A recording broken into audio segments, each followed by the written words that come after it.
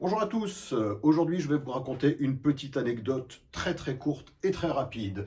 En 1937, un certain Joe Petrali bat un record de vitesse sur la plage de Daytona au guidon de son Streamliner Knucklehead, donc son Knucklehead fuselé. Il monte à 219 km/h, ce record est très médiatisé. Il y en a un second battu par Joe Petrali le même jour qui est un peu moins médiatisé, car il monte à 102 miles à l'heure, voilà, 102,047 miles à l'heure, soit 164,19 km/h au guidon d'un 750 latéral, un WL 750. Donc c'est un record de classe C. Pendant un an, ce record de classe C est donc détenu par Harley-Davidson. Et ça agace énormément un certain Rolly Free d'Indianapolis. Rolly Free est non seulement un grand amateur d'Indian, c'est surtout un ennemi juré d'Harley-Davidson. Il déteste cette marque. Et donc, il se met en tête, évidemment, de battre le record de Joe Petrali. Qu'est-ce qu'il fait? Il se pointe donc avec tous les responsables de la MA sur la plage de Daytona un an plus tard, donc en mars 1938. Et sur sa Sport Scoot 750, effectivement, il réussit à battre le record de Joe Petrali de presque 10 miles à l'heure. Il monte à 111,55 miles à l'heure, ce qui fait 179,48 km/h, très exactement.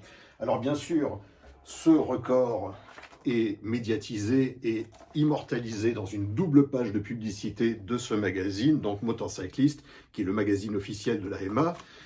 Et donc là, on voit son record de 111,55 miles à l'heure sur sa Sport Scoot, un record sensiblement moins performant sur une chiffre, mais ça c'est une autre histoire. Et surtout, il y a cette fameuse photo ici en bas, que je vais vous montrer un petit peu mieux tout de suite, avec E.C. Smith, donc le grand patron de l'AMA, qui félicite Roland Free, Rolly Free. Alors regardez bien cette photo. Regardez bien, observez bien surtout E.C. Smith. Et maintenant, je vais vous montrer la véritable photo non retouchée, parce que cette photo-ci a été retouchée pour les besoins de la publicité indienne. Et vous allez tout de suite comprendre pourquoi. Voilà la photo non retouchée, donc.